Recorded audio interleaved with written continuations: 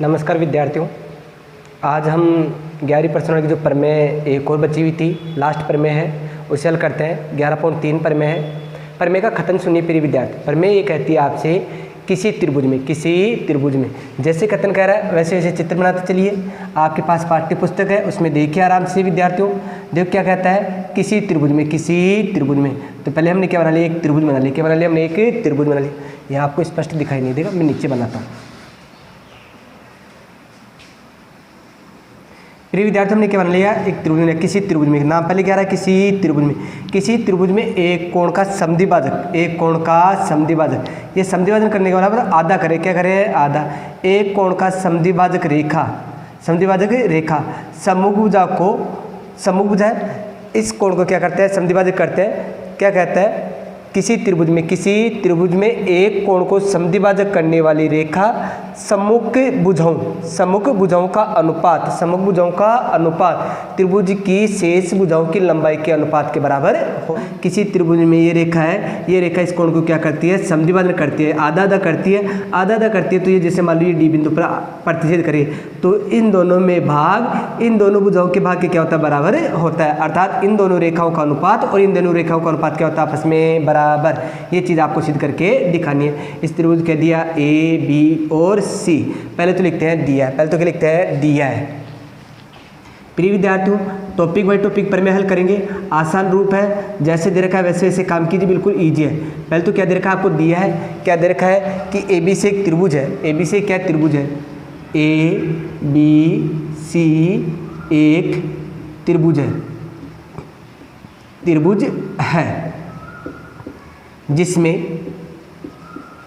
जिसमें क्या दे रखा है कि ए बी सी एक त्रिभुज है जिसमें ए डी रेखा कोण ए को समद्विभाजन करती है, जिसमें ए डी रेखाखंड कोण ए को समद्विभाजन करती है। क्या करती है, समद्विभाजित करती है। ये हमारा क्या हो गया, दिया है। अगला विद्यार्थी अगला टॉपिक होता है सिद्ध करना। तो हमारे प्रमेय में 4 ही टॉपिक चलते हैं, मैं काफ़ी दिन से बताते आ रहा हूँ। दूसरा टॉपिक हमारा क्या होता है, सिद्ध करना। प्रिय विद्यार्थियों ध्यान दीजिए, मैं क्या सिद्ध करना है, हमें ये सिद्ध करना है कि आपके पास ये दूरी कौन सी, आपके पास बी डी बटे सी डी। क्या सिद्ध करना है, बी डी बटे सी डी बराबर है क्या, आपके पास ए बी बटे ए सी। ये चीज़ आपको सिद्ध करके दिखानी है। अगला टॉपिक हमारा होता है रचना। अगला टॉपिक हमारा क्या होता है, रचना।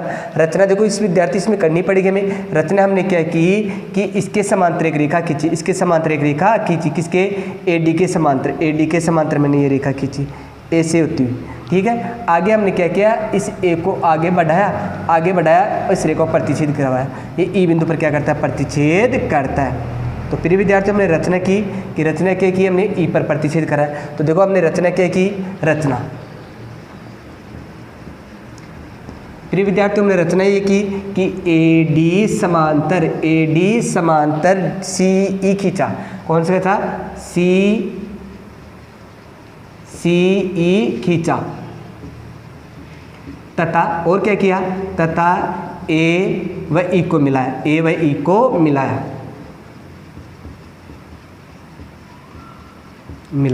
ये हमारी क्या होगी, रचना।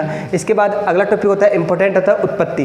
प्रिय विद्यार्थी ध्यान दीजिए, मैं इसे मिटाता हूँ, एक बार नोट डाउन कर लीजिए या स्क्रीनशॉट ले लीजिए। प्रिय विद्यार्थियों आगे देखते हम।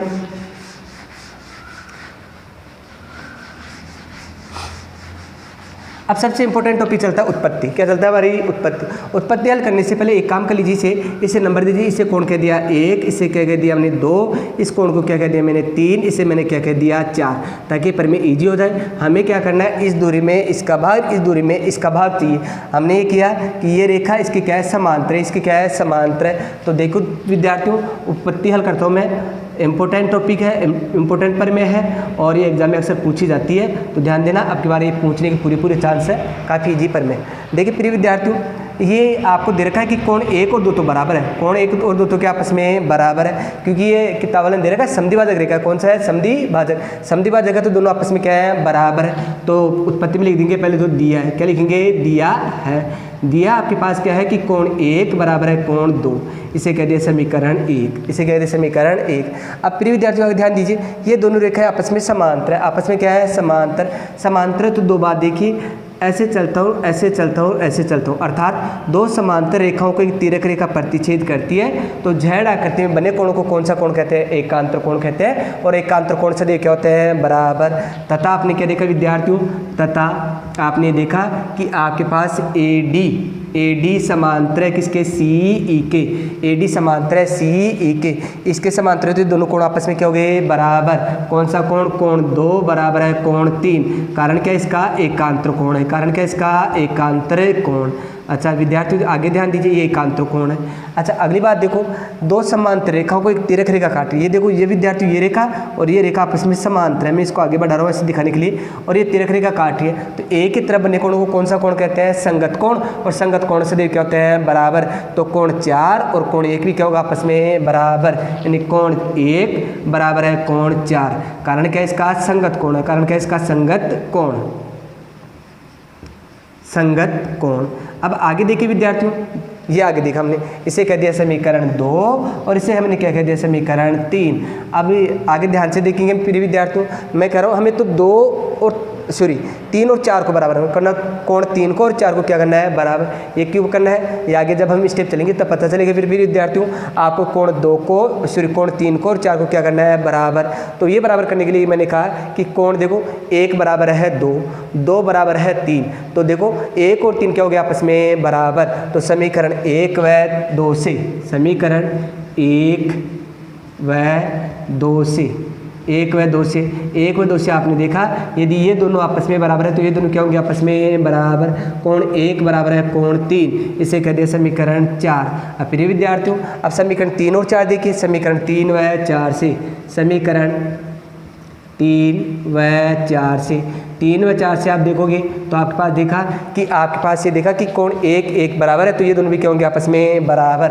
यानी क्या हुआ? कोण 3 बराबर है कोण 4, कोण 3 बराबर क्या है? कोण 4। आगे देखिए प्रिय विद्यार्थियों, कोण यानी 3 और 4 क्या हो गया? आपस में बराबर। यानी ये कोण और ये कोण क्या आपस में बराबर है। यदि ये दोनों कोण बराबर है तो ये भी देखिए प्रिय विद्यार्थियों कि आपके पास ये क्या है? त्रिभुज है। ये आपके पास क्या है? त्रिभुज है। इस त्रिभुज में यदि ये दोनों कोण बराबर होते हैं तो इसकी समभुजाएं भी क्या होती हैं? बराबर। क्योंकि ये कौन सा त्रिभुज होगा? समद्विबाहु त्रिभुज। समद्विबाहु त्रिभुज में यदि दोनों कोण बराबर होते हैं तो समभुजाएं भी क्या होती है? आपस में बराबर। तो देखिए इसको आगे मैं लिखता हूँ,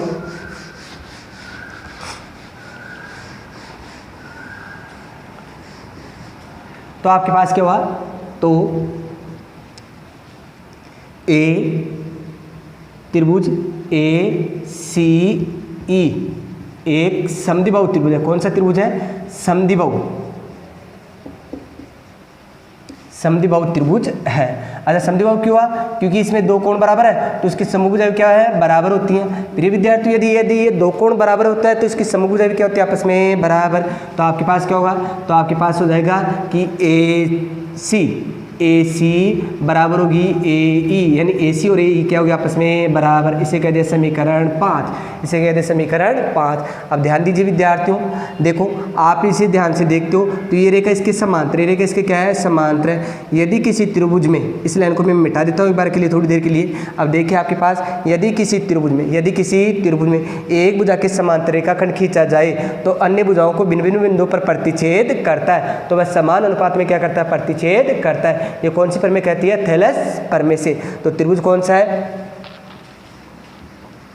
तथा त्रिभुज